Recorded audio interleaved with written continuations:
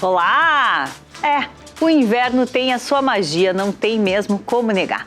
E sim, nós estamos falando só do lado bom, é claro, né? Comidas que esquentam o corpo, reúnem pessoas em torno do fogo e também combinam perfeitamente com programas culturais em espaços fechados e paradas estratégicas para cafés ou vinhos.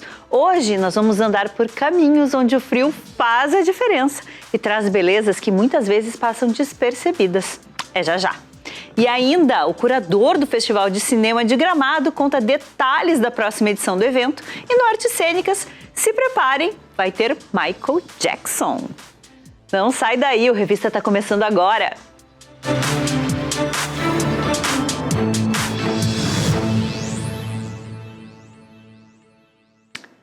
Tem cheiro que é a cara do inverno gaúcho e tem sabor que consegue surpreender mesmo quando a gente acha que já conhece ele bem.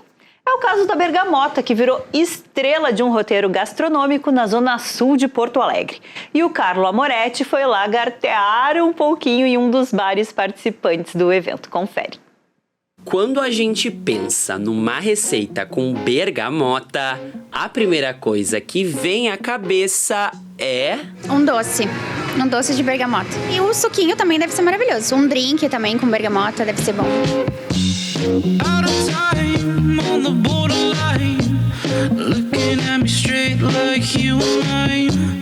Mas há 9 anos, um roteiro gastronômico prova que a fruta mais querida do inverno gaúcho pode casar com outras combinações. A cada edição, estabelecimentos da zona sul da capital transformam a bergamota não só em pratos doces, mas em salgados e bebidas. A desculpa perfeita para explorar novos sabores e eleger o melhor prato da edição. A gente queria montar um roteiro que divulgasse os estabelecimentos daqui, mas de uma forma diferente. E a forma diferente que a gente encontrou é casar a bergamota, que é a paixão do gaúcho, que na época, aqui na Zona Sul, todo mundo para numa praça ou no seu pátio para poder lagartear com a bergamota. E provocamos, então, os estabelecimentos a ter alguma coisa com bergamota para oferecer para o público. Então, nessa parte de gastronomia, só está aqui quem fez alguma coisa com bergamota. Seja doce, salgado, bebida ou comida. Tem lugar que já até pegou o jeito da coisa. E a cada inverno, a bergamota ganha novas receitas e novas combinações. A gente começou em 2023 e aí realmente foi começando a entender cada vez mais, né? Como ela vai funcionar melhor para um doce, como ela vai funcionar melhor para um prato que a gente quer trazer uma referência mais salgada, mas que vai ter aquele agridoce, mas que não agrida tanto, né? E a gente foi cada vez aprendendo mais a trabalhar com ela, vendo coisas que se combinam melhor. Então, cada vez mais a gente tá pegando a experiência. E, claro, muita coisa vai do teste, né? Então, a gente cria as maluquices na cabeça e vamos na cozinha aprontar, né?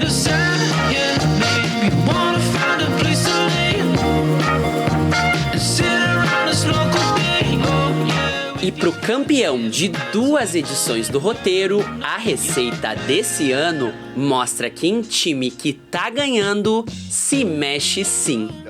Esse ano a gente fez realmente uma releitura da nossa brusqueta de berga na focaccia. Então ele ficou, um prato que antes era uma entrada, ela realmente virou quase um tamanho de um sanduíche, então virou uma refeição. E a gente trouxe um retoque mais, que ele ficou mais macio, mais suave no comer e casou perfeitamente. Deu match, então, esse ano. Deu match, com certeza. E a gente, claro, não ia ficar de fora dessa. A gente tem que tentar, pelo menos, ajudar a escolher, né, o melhor prato com bergamota desse roteiro. Tá bonito, tá bem cheiroso aqui, já tá me dando fome, mas tá faltando uma parte especial aqui nessa mesa, que, ó, tá chegando. O drink, né? E esse aqui é sem álcool. Isso, essa foi uma adaptação que a gente fez para deixar ele acessível para todo mundo, para quem não bebe álcool e tal, né? a gente colocou um pouco mais de suco de berga nele e xarope de berga. Então isso aqui é uma opção também para acompanhar então a focaccia, né?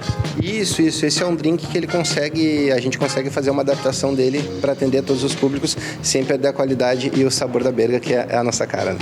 Todo mundo sai feliz então com a focaccia e o drink aqui, ó, que vem até com uma bergamota já para decorar. Então, chegou a hora da verdade, agora sem mais papo, que eu sei que deve ter gente curiosa, né, aí do outro lado, para saber se essa combinação aqui, né, carne de panela, creme de gorgonzola e a geleia de bergamota, que eu acho que é o toque especial nesse prato, né? Vamos provar então.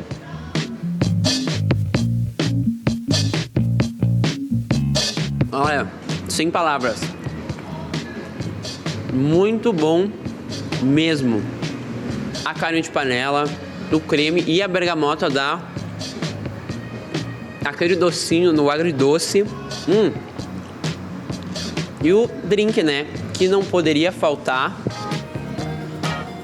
Saúde!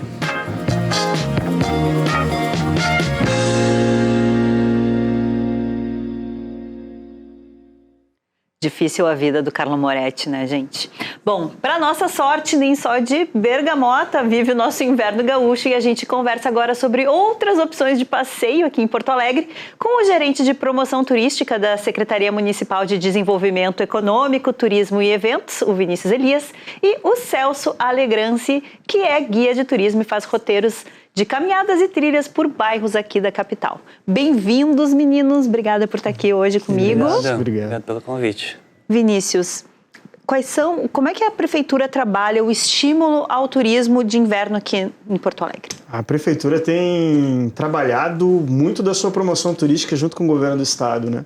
E a gente trabalha o inverno não como uma estação, mas como uma temporada.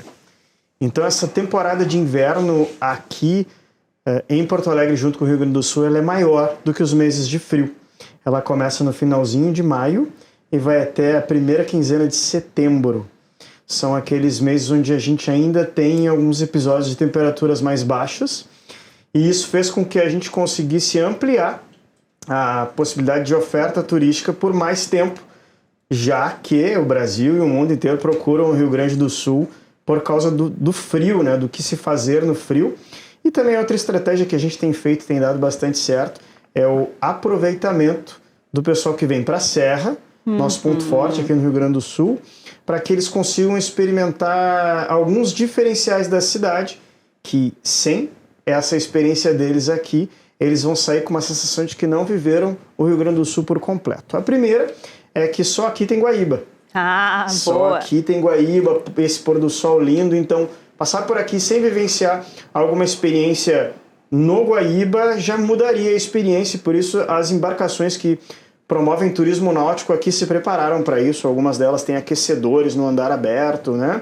Algumas possuem nos seus andares fechados climatização, né? Então isso faz com que esse produto, que já é carro-chefe nosso, possa receber os turistas o ano todo, né? O Linha Turismo, que é o ônibus que faz o City Tour pela cidade, que antes era 100% aberto, depois do seu repasse para iniciativa privada, ele recebeu uma cobertura por essa empresa que opera hoje e também possui para o inverno e as altas temporadas de chuva um ônibus que tem praticamente a sua lateral inteira de vidro, legal. Mas com isso também consegue trabalhar com a climatização, conseguindo trabalhar então nesses momentos de chuva e frio. E nós temos feito um estímulo também à cultura, né? Passando por Porto Alegre sem fazer aquela caminhada que se tem no centro e que rapidamente se passa ali por cerca de 1,5 km por diversos museus no centro, é que se conhece verdadeiramente a história e a cultura do Rio Grande do Sul. Às vezes a pessoa tem um dia para viver isso e nessa experiência já sai daqui assim com uma sensação de conhecer mesmo a nossa cultura e a nossa história. E pelo interior se vive muito a cultura do vinho, se vive muito a cultura alemã, a cultura italiana, mas em Porto Alegre se conhece bastante essa história, a cultura do gaúcho, por isso praticamente todos esses museus são gratuitos ali no centro, favorecendo esse turismo em lugares fechados, né, apropriados, climatizados e preparados para receber o turista. Além do mais, nós somos a capital, na capital tem muito evento, e na capital tem a dupla Grenal. Então passar por aqui sem vivenciar a visita guiada por dentro do museu, por dentro do estádio, né, nesse padrão europeu de visita de futebol que nós temos aqui em Porto Alegre, para quem aprecia esporte, é uma experiência que qualifica muito o turismo aqui. E é legal porque tanto quem vem de fora pode aproveitar, quanto quem quer fazer turismo na sua própria cidade, né? E isso é mais ou menos o teu público mais forte, né, Celso? Me conta um pouquinho sobre o projeto. Bom, atualmente a gente conduz, eu falo muito em vez, guia de turismo, eu falo muito a gente, nós, né?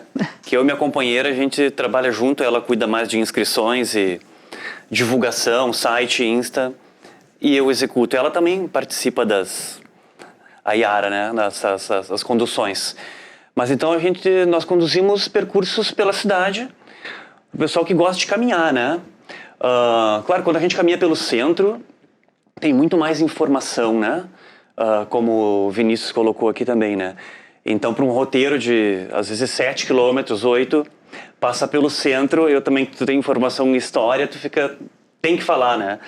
Mas quando a gente caminha por outros lugares, pela Zona Sul de Porto Alegre, por exemplo, ou roteiros da Zona Norte, enfim, a gente tem naturalmente menos conteúdo, né? A gente dá uma pincelada histórica ali, mas o pessoal cada vez mais tem conhecido a Porto Alegre para além dos espaços turísticos, né?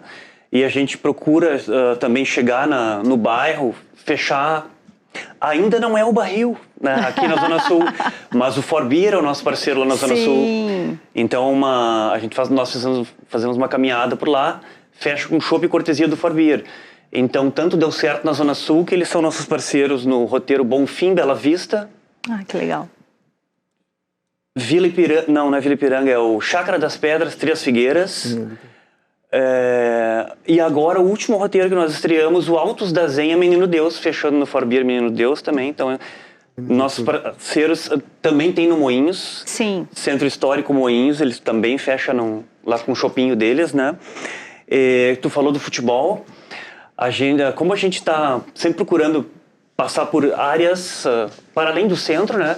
Nós estreamos o roteiro Altos da Zenha, Menino Deus. A gente procura um nome histórico, né? Para não dizer só a Zenha, Menino Deus, Altos da Zenha, que pega um pouco a parte do cemitério, que historicamente era tudo uma zenha ali, né? Hoje em dia ali é Medianeira.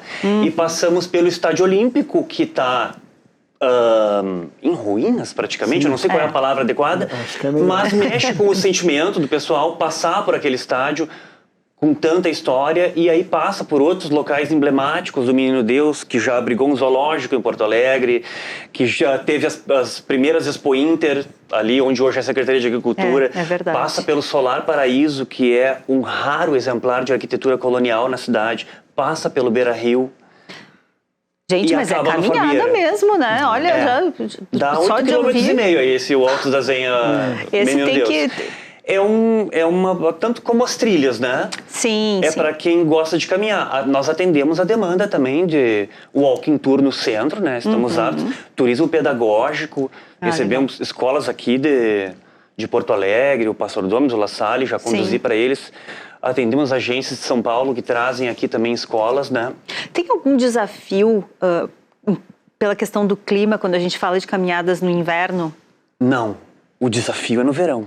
Em Porto Alegre não tem percursos urbanos, que é o nome do nosso projeto de caminhadas urbanas. Não rola caminhar tudo isso com 40 graus na cabeça, sem condições. É um período de pausa, as pessoas que caminham conosco estão acostumadas, né? O pessoal que entra em contato, não, agora não dá. Talvez o desafio seja começar às 5 da manhã, né? Isso, se começasse às 5, né? Começa... Geralmente 9 horas, quando o clima mais frio, assim. Mas a gente já fez caminhadas com 4, 5 graus... E, para nossa surpresa, lotou. Assim, eu até achei que fosse estar esvaziada, mas o público da caminhada tem crescido muito. Pós-pandemia, assim, deu que legal, a gente estimula isso muito. A gente tem um público grande de caminhada em roteiros noturnos, né? Sim, também. Nós temos o famoso Noite dos Museus, né? Que em alguns anos aconteceram 2 vezes.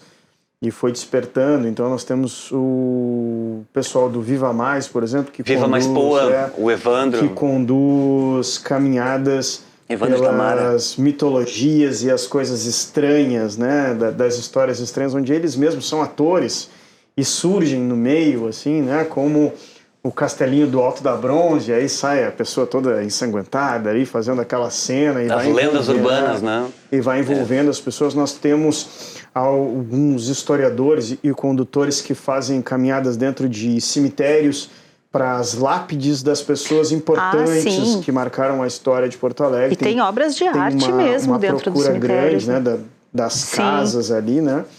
Nós temos algumas caminhadas, por exemplo, como o Caminho de Porto Alegre, que é uma caminhada de peregrinação religiosa que acontece já há 8 anos na cidade, que esse ano foi em comemoração do aniversário, e que são 23 quilômetros de caminhada, de peregrinação mesmo, de pessoas comuns, como eu e tu caminhando, eu que não sou um cara que caminha toda hora, mas que sai do centro da cidade e vai até o Guarujá, né, passando por todas as principais igrejas no estilo meio Santiago de Compostela, onde as pessoas vão carimbando nas igrejas e tal. É muito, muito interessante, mas a Porto Alegre tem cada vez se tornado mais conhecida também pelo turismo esportivo de corridas, maratonas e tudo mais. Então a gente acabou de vivenciar a New Balance, né? Sim, que está num patamar de maratona de Porto Alegre Internacional, também são as duas grandes. Vem o Kipchoge, né? E passou por vários lugares, um maratonista queniano famoso, né? E que por causa disso tem se tornado, tem feito Porto Alegre assim, capital das corridas também, né? A gente tem alguma desses roteiros ou dessas trilhas em que alguma informação surpreende mais as pessoas, na tua experiência? Tem histórias que além das lendas urbanas ou do que está se acostumado a falar do centro, que muitas vezes o pessoal que caminha é de Porto Alegre, né, ou região metropolitana, ou vem do interior e conhece já um pouco o centro, né? Pode surpreender os nomes de ruas, ou causos, né? Por exemplo, pessoas que... O Mário Tota, se eu não me engano, que é o nome de uma rua ali na Zona Sul. É que como eu lido com muita informação, né? Às vezes eu confundo nomes e datas, tá? Mas... a gente pesquisando um pouquinho percebe, ele tinha um alinhamento com os republicanos naquela época de proclamação da República, ou ele tinha um alinhamento com os federalistas. Sim, na verdade a gente faz um cara crachá de quem são essas pessoas, né? Isso. Tem várias coisas também que eu percebo assim, que eu acho que o que mais desperta interesse, depois de ouvir, que tu vê a reação no rosto das pessoas, é quando a gente vai traduzindo aquilo que é natural para nós, para que elas entendam o que aquilo significa. Por exemplo, a origem do Praia de Belas, né? A Praia das Belas, ou da família que era Bela, que morava, né? O sobrenome Belas, que morava ali. faz sentido. Sim, onde é o Guaíba, é um aterro. Sim. E ali, tá? Tanta coisa vem surgindo. Passava um trem ali. Olha só. Que era para despejar o esgoto na Zona Sul. Isso foi uma informação que surpreende. Eu fiquei buscando algumas coisas, quando ele falou Praia de Belas, me surgiu ali. E a gente vai trazendo essas curiosidades, né? Que, por exemplo, a gente tem um costume aqui, e é de brincadeira de todo mundo, que em Porto Alegre tudo tem 2 nomes, né? Tanto que as placas de ruas, elas deixaram de ter agora o nome da rua completa e é como a gente chama. Mas nas esquinas das ruas, as placas são azuis. Sim. No entorno do Beira-Rio, elas são vermelhas, por causa da granalização. Então, isso é algo que surpreende. Como, por exemplo, a gente passa todos os dias de carro na frente do Barra Shopping. Daquele lado tem uma escolinha de futebol. Tem. Mas ninguém sabia que a escolinha do Grêmio é a primeira escolinha de futebol do Brasil. A primeira escolinha de futebol criada para trabalhar com os pequenininhos nas primeiras categorias de base mais jovens no Brasil foi a do Grêmio. Foi a do Grêmio, que interessante. Não necessariamente naquele espaço, mas foi a do Grêmio. Então são curiosidades que vai chamando a atenção do pessoal. E a gente tem visto também que, por exemplo, o Centro Histórico ele tem passado por revitalizações, né? De que forma isso auxilia nessa questão do turismo aqui na cidade? Assim, é notório que antes da Orla a cidade era uma e depois da Orla é outra. E por que eu falo Orla? Porque do nosso conceito de centro mais hoje, né? que é como a gente chama, a orla faz parte do centro. E é só parar para pensar que antes da orla, aquele espaço, antes da revitalização, aquele espaço, ele não era convidativo e no primeiro final de semana após a revitalização já teve 40 mil pessoas ali. Hoje é um lugar onde a população mais acorre. Depois na Orla 3, onde tem a maior pista de skate da América Latina, onde acontece o STU, também a procura é imensa. Mas só de andar pelas ruas do centro, só de acompanhar a iluminação no centro à noite, só de circular de carro por ruas fronteiriças ao centro, a gente já percebe melhora de mobilidade, né? A possibilidade de outros modais de transporte, que isso também é uma revitalização do centro, né? Hoje a gente pega uma bicicleta, um patinete, consegue conduzir um turista, né? Então, Viva Mais, né? Poa também faz isso, assim, o Siga Turismo, né? Que é uma outra agência, também faz guiamentos de bicicleta, de patinete, a pé. E toda essa estrutura do centro tem trazido mais pessoas para cá. Sim. Todo o investimento no centro como orla e no centro como agora a entrega do viaduto, do gasômetro, né? E toda a melhora da sensação de segurança. Sim. O levar a guarda municipal para estar nesses principais pontos turísticos, instalar casas, sim, o preparar a cidade, né? O ter internet com aplicativos que auxiliam essa mobilidade. Tudo isso tem feito a cidade mais convidativa para o turismo. Tu percebes isso também, Celso? Principalmente melhorar o calçamento no centro facilita, e a iluminação, até para quando vai anoitecendo, né? Para a própria contemplação, né? Sim, com certeza. Por isso que eu acho que a gente tem que cuidar também a questão de... A cidade tem muitos espaços para ela crescer, né? Então a gente tem que ter um zelo pelo centro com essa ideia de torres muito altas, né? Sim. Para a gente poder contemplar o museu, a catedral, os prédios históricos, né? Adequadamente, assim, com uma compatibilidade, né? Como os arquitetos chamam, né? Perfeito. É isso, não? Acho que todo mundo é a favor do progresso, do emprego, da construção e tal, mas não tão alto, né? tem bastante espaço aí para a cidade crescer, né? Tá justo. Que para nós é tão bobo, por exemplo, teve a entrega da revitalização do Muro da Mauá, que por uma concessão do muro entrega história, entrega informações sobre a cidade, ilumina aquele percurso e aumentou a quantidade de gente hoje que caminha à noite naquele trecho. Exato. Sim, e a gente nós iniciamos um roteiro chamado Cidade Baixa, Centro Histórico, para poder incluir o muro, que hoje está com menos painéis históricos, mas ainda tem... Vale a pena, são temas que eles colocam ali, períodos anteriores. Maravilhoso. Bom, gente, falando em inverno, né, porque esses nossos passeios que a gente está discutindo aqui são maravilhosos para fazer no inverno, como a gente já comentou, o cinema também traz filmes que se passam nessa estação geladinha, para quem prefere não passear e ficar em casa. Aqui temos algumas dicas. O primeiro deles é Fargo, uma comédia de erros, de 1996. Um vendedor de carros que se endividou está desesperado por dinheiro. Ele contrata 2 bandidos para sequestrar a própria esposa e o sogro o ajuda a pagar o resgate. Tudo acontece como planejado até o momento em que os bandidos atiram em um policial. O Iluminado, de 1980, Jack Torrance se torna caseiro de inverno do isolado Hotel Overlook, nas montanhas do Colorado, na esperança de curar o bloqueio de escritor. Ele se instala com a esposa Wendy e o filho Danny, que é atormentado por premonições.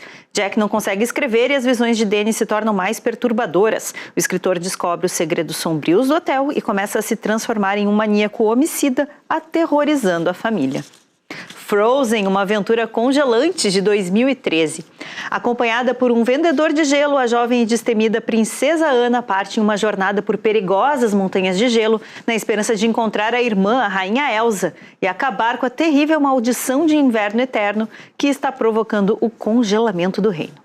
E Risco Total, de 1993. Traumatizado com um acidente que resultou na morte de uma amiga, o experiente alpinista Gabe Walker se afastou das montanhas. Um ano após o acontecido, no entanto, Ele é chamado para resgatar um grupo em apuros nas Montanhas Rochosas. A missão, porém, logo se revela uma armadilha. Gabe está lá, na verdade, para guiar o bando de perigosos terroristas até um tesouro perdido. Celso, um roteiro perfeito para fazer no inverno aqui em Porto Alegre? Um roteiro perfeito, eu diria que é o roteiro Zona Sul, né? Quando inclui o centro, pode ser em qualquer época, mas pro inverno, assim, a gente caminha por espaços arborizados, contempla o rio e fecha num lugar aconchegante, né? Porque a Zona Sul tem muitas possibilidades, né? Perfeito. E o teu, Vinícius? Eu vou para a mesma zona, mas vou talvez um pouquinho mais ao sul do que talvez o ao sul que talvez o Celso estava falando, é porque nós temos uma zona rural muito rica e às vezes a gente pensa assim, puxa, eu estou de férias no inverno e eu vou lá para o interior do Rio Grande do Sul andar a cavalo. Eu vou lá para o interior do Rio Grande do Sul entrar dentro de uma parreira de uvas, colher, talvez ver o vinho sendo produzido, ver geleias, pães, pastas, né? E tudo isso tem aqui na Zona Sul da cidade. Fogão a lenha. Mas complementaria com algo que eu acho que muita gente desconhece sobre a cidade, que são as nossas vinícolas urbanas. Ah, legal. Nós temos uma, por exemplo, que é bem do ladinho, no bairro Chácara das Pedras, também ali perto do Iguatemi, que é a Ruiz Gastaldo, que tem carros antigos, que tem o próprio autor dos vinhos, né, explicando a experiência, harmonizando a experiência. Ele é bem exclusiva. Ele é para poucas pessoas, um ticket um pouquinho mais alto, mas às vezes a gente paga caro para ir para uma vinícola lá na Serra e poderia ir tranquilamente de Uber até uma vinícola, tomar diversos rótulos diferentes, experimentando gostos diferentes, sabendo o que o autor quis com cada uma das coisas, da onde ele foi buscar a uva, por que ele fez aquele processo. E a gente sai de lá encantado com tudo que eles produzem e fica mais encantado ainda descobrindo que isso aqui é dentro da nossa cidade. Perfeito. E não é a única, né? Tem outras vinícolas urbanas. Sim, nós temos 5, exatamente. Guris, muito obrigada, adorei nossa conversa. Por favor, voltem sempre. Certo, obrigado pela oportunidade. Sábado tem caminhada. Ó, atenção, gente, sábado tem caminhada. A gente encontra o percurso e as informações no vivateurumo.com.br. Perfeito. Obrigada, Celso. E o arroba da prefeitura, para você acompanhar, assim, toda sexta-feira sai uma programação do final de semana. É o @Porto Alegre Turismo. Segue lá, porque a gente trabalha como influencer lá, contando tudo que tem de bom para fazer. Viu? Não tem como ficar sem programa nesse inverno aqui em Porto Alegre. No próximo bloco, a gente fica por dentro de tudo que vai rolar no próximo Festival de Cinema de Gramado. A gente já volta.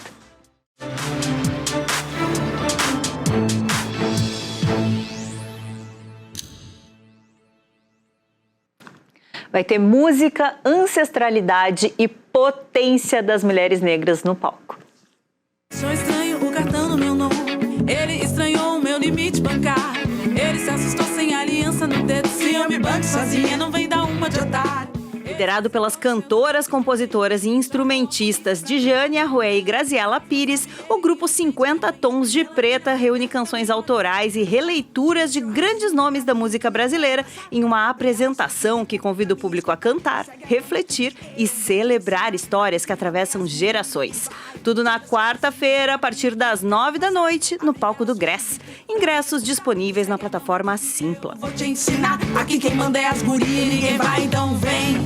Tira o seu racismo do caminho que eu quero passar. Então vem, abre elas, fecha o bico pra me escutar. E show celebrando a identidade latino-americana. Teadorim me vê, Teadorim me conta. Leandro Maia apresenta o trabalho Guaipeca, uma ilusão autobiográfica nessa quarta. No palco, ele reúne criações próprias de mais de 2 décadas de carreira musical e de andanças pelo mundo, partindo do olhar sobre o Brasil e o sul global, após anos no exterior. O show rola a partir do 12:30 no Teatro Oficina Olga Reverbel do Multipalco. Entrada franca.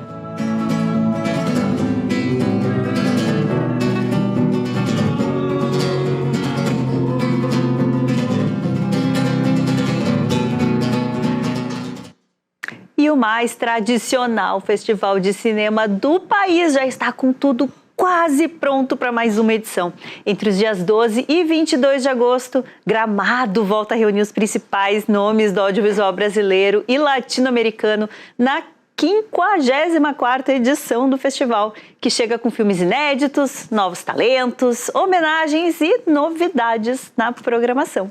E quem nos conta tudo sobre os bastidores é o curador do festival, Marcos Santuário, que esse ano completa 15 anos à frente da equipe responsável pela curadoria. Vai ter bolo vivo, Marcos. É verdade. Oi, querida, tudo bem? É um prazer estar aqui de novo com a audiência toda. 15 anos, eu me dei conta assim no meio do trabalho, sabe? Quando eu percebi que foi em 2012 que Gramado me convidou, junto com o José Wilker e o Rubens Evolt, e aí eu não parei mais. Quer dizer, todo ano a gente renova o contrato, eu sou contratado todo ano. Pode ser que daqui a pouco não esteja, mas esse tempo todo eu tive a felicidade de estar ao lado assim, de gente sensacional, né? O Caio Blatt, a Dira Paz, o Pedro Bial, a Soledade Vijamil, que esteve aqui em Porto Alegre, querida, e agora a Camila Morgado e a Ana Flávia Ana Flávia Cavalcante, eu sempre esqueço o nome dela. Duas grandes atrizes brasileiras, assim, desse momento contemporâneo, assim, do cinema brasileiro. E a gente trabalhou muito para que essa edição seja a melhor de todas, né? Não tenho dúvida de que será. A gente já está aí com alguns dados, né, divulgados. Então, assim, a seleção está pronta, né? Como é que foi feita essa escolha aí? A gente vem trabalhando muito para deixar, assim, o melhor do cinema em Gramado, para estrear nacionalmente em Gramado. E foi uma proposta lá de 2012 que ainda funciona. A gente só aceita filmes inéditos no Brasil, porque tem 500 festivais e mostras no Brasil. Então é uma competição muito grande. E a gente estabeleceu como Gramado como um critério para que o Brasil que quer ver por primeira vez os filmes, vai ver em Gramado. E aí nós recebemos 300 longas-metragens, todos inéditos, para selecionar 10. Coração partido, porque tem muita coisa boa que fica de fora, ainda bem, para os outros festivais, mas 10 filmes têm a possibilidade de ser mostrados em Gramado, que é onde a gente sempre diz que todo mundo que está em Gramado assiste ao filme que está em Gramado. Então a gente tem uma representação de filmes que vêm lá do Ceará, de Brasília, de São Paulo, Rio, quer dizer, de várias partes do país e também com várias narrativas e com diferentes propostas. Alguns deles vêm do exterior já, de Cannes e de Berlim, premiados, e ganham no festival essa possibilidade de falar com o público brasileiro, né? E o que chamou a atenção de vocês, Marcos, nesses escolhidos assim para concorrer, né? Tem alguma coisa de identidade brasileira que está marcando?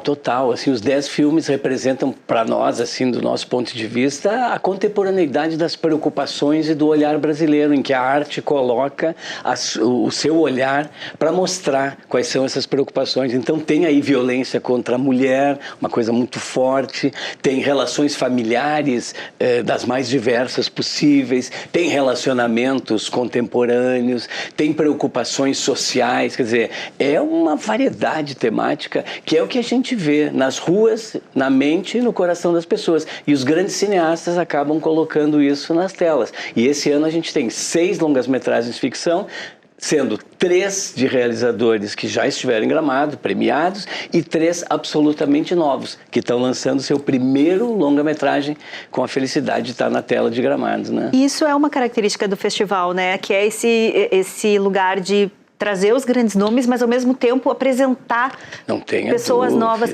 Como é que se faz esse equilíbrio? Olha, é o talento que surge, né? Por exemplo, Bruno Bini, para dar um nome, né? Bruno Bini é o cara por trás dos 5 Tipos de Medo, filme que lá do Mato Grosso, que nunca tinha ido a Gramado, Mato Grosso, ele tinha feito um curta, ganhou em Gramado, voltou para o Mato Grosso, fez um longa, foi selecionado em Gramado, ganhou Kikito em Gramado e mais, ele agora despertou o interesse de ninguém menos do que da Viola Davis, que tem uma produtora, e ela virou a produtora internacional desse filme. Então, assim, para nós é uma felicidade enorme, porque um garoto que fez curta-metragem, acreditou, saiu do Mato Grosso, foi para Gramado e depois voltou com longa-metragem, conseguiu mostrar para Viola Davis que o cinema brasileiro tem potência e merece ser mostrado para o mundo. Então, é isso que a gente procura também, né? Gente nova mostrando um cinema que o mundo precisa conhecer, né?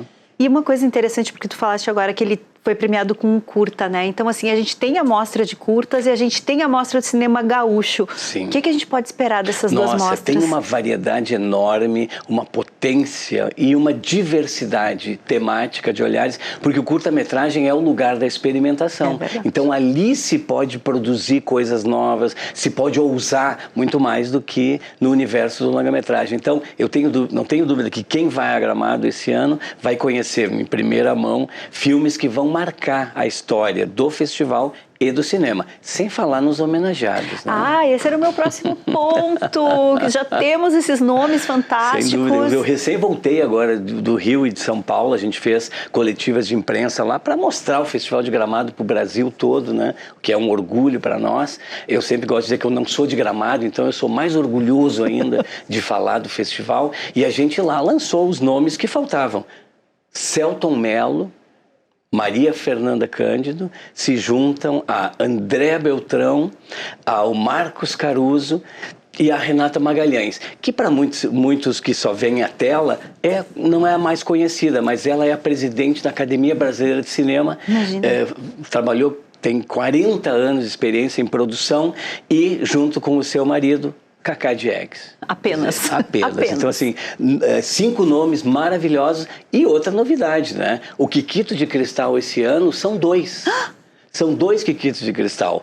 Selton Mello e Maria Fernanda Cândido, 2 talentos nacionais que o mundo começou a conhecer cada vez mais e a respeitar o cinema brasileiro. Então nós temos a felicidade de ter agenda com eles e conseguir colocá-los numa premiação. Então vai ter Quiquito de Cristal dobrado esse ano em Gramado. Bom, falando em novidades, a gente tem o Quiquito de Cristal duplo e eu peguei uma colinha aqui porque, né, às vezes precisa. A gente tem também novidades em estrutura, né? Tem a reformulação do Gramado Film Market. Sim, algumas ações para o mercado audiovisual. Me conta por que isso é importante. Isso também é muito importante, porque os grandes festivais de cinema do mundo crescem não só na tela, mas nas negociações. Né? Então, assim, o Gramado Film Market vem crescendo cada vez mais e esse ano ele conseguiu, assim, conseguiu organizar a possibilidade de que 60 jovens ganhem a possibilidade de vir a Gramado fazer uma imersão cinematográfica com seus projetos e quem sabe daí sair grandes propostas cinematográficas. Então, Gramado, além de um lugar de discussão, de debate, de encontros,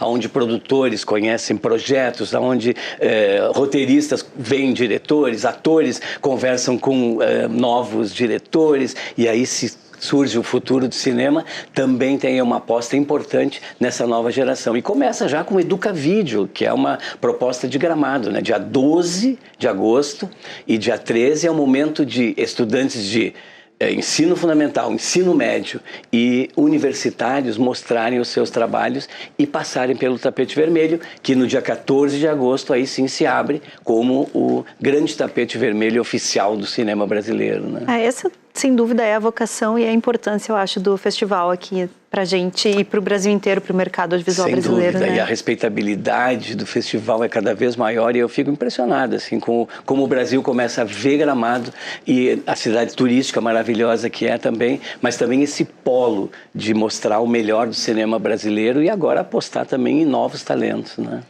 Marcos, eu já estou em chamas, não vejo a hora que chegue. Muito obrigada, parabéns por esse trabalho maravilhoso. Prazer estar aqui. Volte logo, por favor. Um abraço. Bom, a gente faz uma pequena pausa e na volta confere o trabalho de Michael Jackson. Opa, não, é Dimitri Branco, mas é maravilhoso tanto quanto o do Michael. Fica aí que daqui a pouquinho você vai conferir.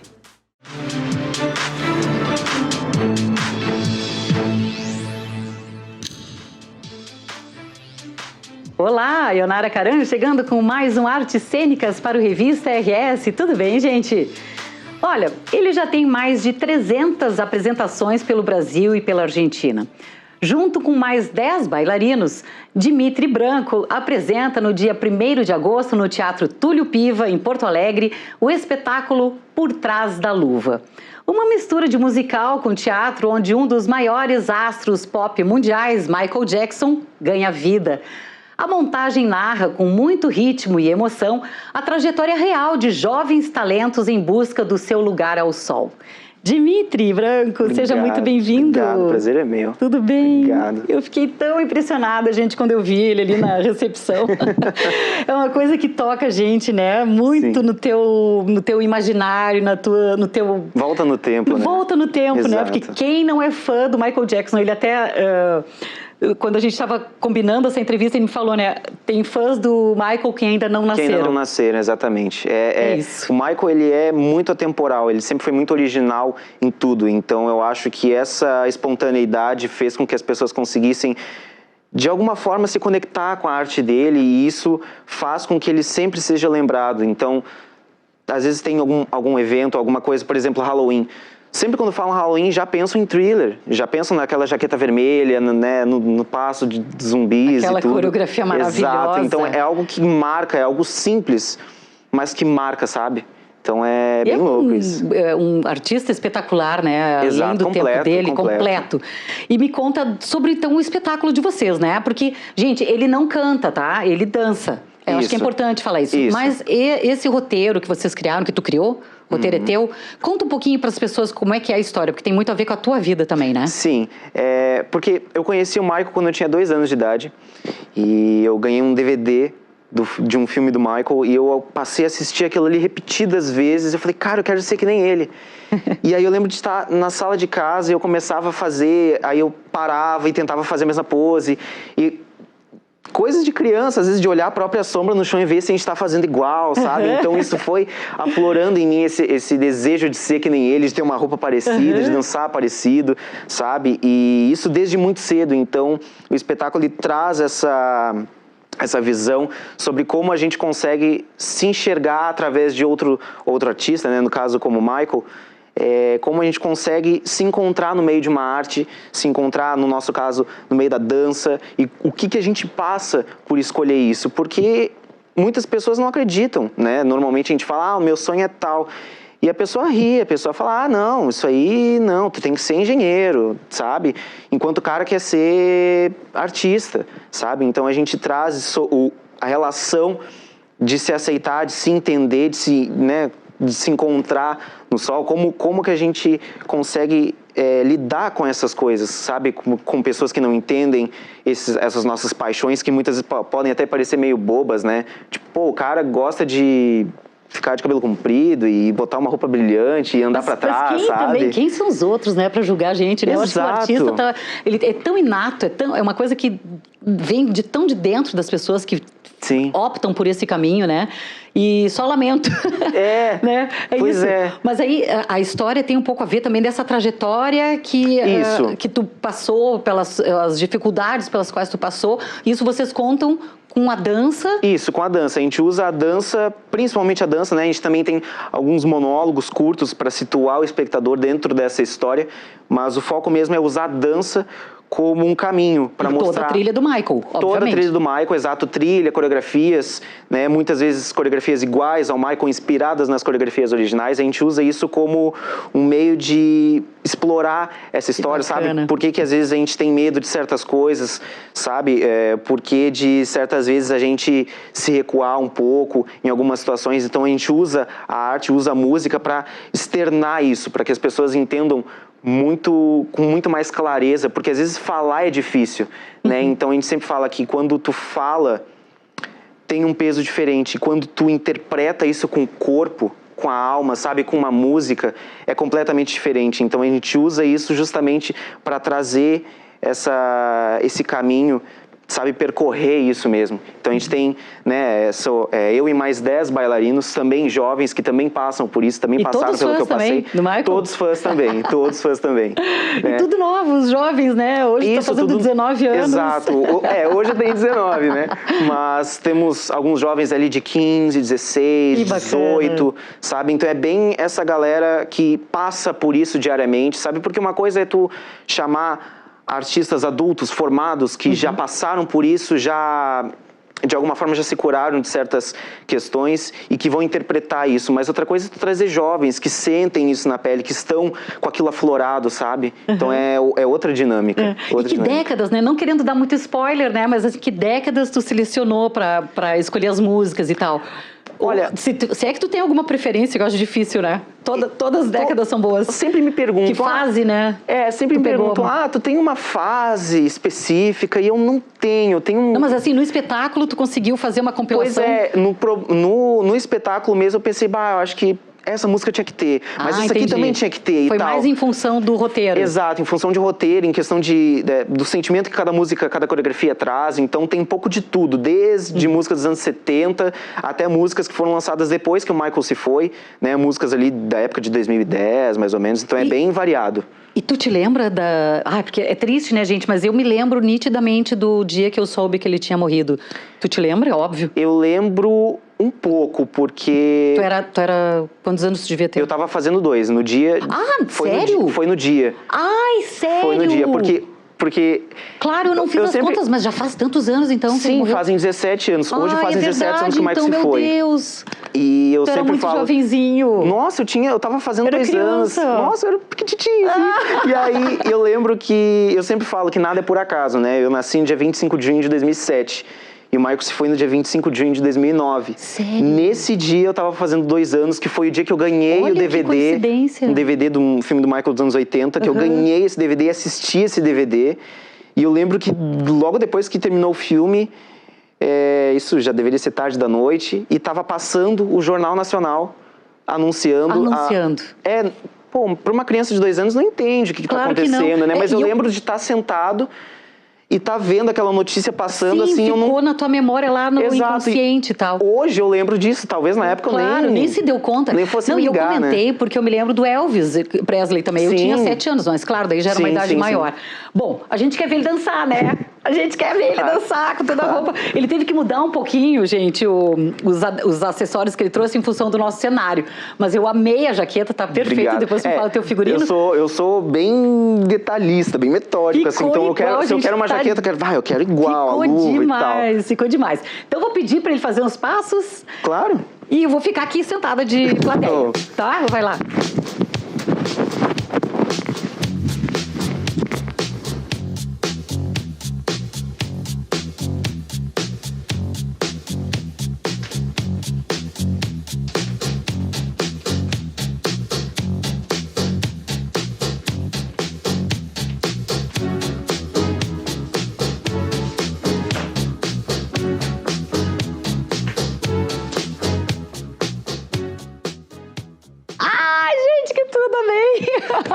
Muito legal. Gente, o show deve ser muito bacana. Muito bacana. É um show que tem 1 hora de duração. Inclusive, até uma coisa que eu lembrei de comentar agora. Durante o espetáculo, eu começo, né, porque o espetáculo, ele não conta só sobre mim. Ele conta sobre todo mundo que tá fazendo parte daquilo, sabe? Então, é uma história que se conecta com todo mundo. Então, eu começo como um cara normal, que entra como mais um do grupo. E durante a música, durante a coreografia, eu descubro a luva. Por isso que, né, a gente chama o espetáculo Por Trás da Luva. Por Trás da Luva. Né, que eu descubro a luva, dou uma olhada. E eu começo a descobrir, assim, me transformar no Michael. Então, durante o espetáculo, a gente tem essa transformação. A gente tem um ilustre aqui, vamos dar uma olhadinha? Claro. Roda aí, pessoal.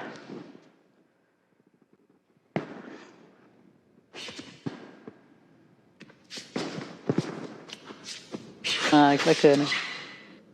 Legal. Isso aí é do teu Instagram, né? Sim, do meu Instagram, @o.reidopop. Isso.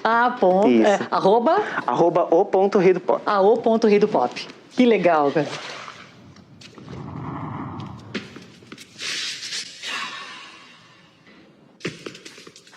Gente, tu dança muito bem. Que legal. Ele é original em tudo, né? Sim, era muita criação envolvida, exato. Que legal. Tem mais um ilustra, que eu não sei se vocês estão com ele no ponto aí, enquanto vocês procuram, que é o... E passa aí pra mim, Serginho, por favor, que é a tua chamada, né? Teu teaserzinho do espetáculo. Vamos passar, que eu achei bem legal também. Muito bem produzido. Passa aí.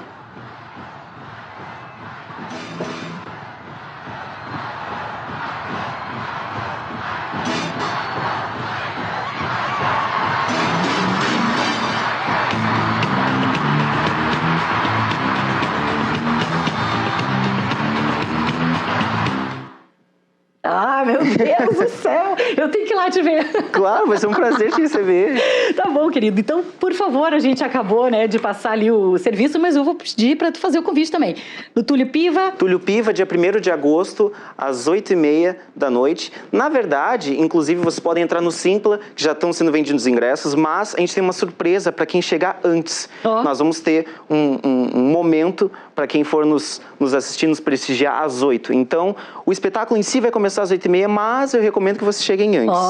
Legal, hein? Exato. Fica a dica.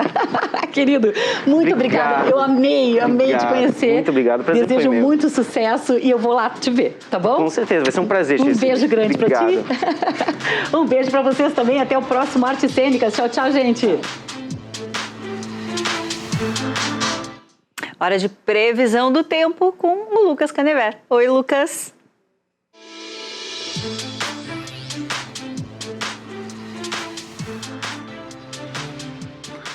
Oi, Renata. Olá para você também que nos acompanha diretamente do estúdio do Tempo da Rede RS. Renata, a chuva continua nessa quarta-feira, mas a boa notícia é que ela começa a perder força. Na maior parte do estado, os acumulados variam entre 10 e 15 milímetros, mas ainda chove um pouco mais forte em alguns pontos lá do sul do estado e mais ao norte também, perto da divisa com Santa Catarina.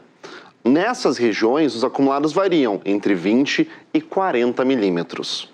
O mar também fica agitado, com possibilidade de ressaca lá no litoral norte do estado. A boa notícia é que o tempo melhora a partir de quinta-feira com a chegada de uma massa de ar frio. O dia vai sendo nublado, mas pelo menos não chove. O máximo que pode acontecer é um chuvisco em alguns pontos isolados da metade leste do estado. Com isso, a temperatura também diminui um pouco, com máximas que devem ficar abaixo dos 20 graus. Chegou a hora de dar nosso giro pelo estado e conferir como o tempo fica amanhã em algumas cidades. Na Serra Gaúcha, a Vacaria deve ter mais um dia de chuva, com mínimas de 10 graus e máximas que devem chegar até os 19. Lá na fronteira oeste, em São Borja, também chove, mas um pouco menos. A temperatura por lá varia dos 13 até os 19 graus. No centro do estado, em Cachoeiro do Sul, a temperatura vai dos 12 até os 19 graus nesta quarta-feira. Ao sul do estado, vamos para Rio Grande, onde as máximas não devem passar dos 16 graus e as mínimas ficam ao redor dos 10. E aqui em Porto Alegre, nós vamos ter mais um dia de chuva, com temperatura que varia dos 14 aos 19 graus amanhã. E por hoje é isso, Renata. Eu vou ficando por aqui, mas amanhã eu volto com mais previsão do tempo. De volta para ti. Bom, e antes de terminar o programa, uma notícia triste para o jornalismo gaúcho. Nos deixou hoje, aos 92 anos, o jornalista Carlos Bastos. Quase 70 anos de carreira, Bastinhos, como era conhecido, foi referência na cobertura política no estado, de campanhas eleitorais a crises institucionais. Em 2024, ele conversou com a Daniela Salé sobre a própria trajetória e relembrou a campanha da legalidade, que acompanhou de dentro do Palácio Piratini em 1961, e a convivência com figuras como Jango e Leonel Brizola. Uma vez eu tentei convencê-lo que o rádio, que a televisão era diferente do rádio, porque eu dirigia a televisão, e que ele tinha que ser mais sintético. E ele disse, não, mas eu tenho que colocar a coisa na cabeça das pessoas, e é por isso que eu sou repetitivo, e eu não vou mudar. Mestre dos mestres que era, os ensinamentos de Bastos seguem relevantes até hoje. O repórter é para estar no local da notícia, então não fique na redação. Vá lá onde está acontecendo o incêndio, o acidente de trânsito, uma notícia do Palácio do Governo.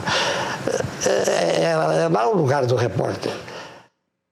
Bom, a reprise dessa conversa na íntegra, você pode conferir logo mais às 8 da noite, depois do RS em Movimento. Muito obrigada, Carlos Bastos. Vamos sentir a sua falta. O Revista vai ficando por aqui e a gente se encontra na próxima edição. Até lá.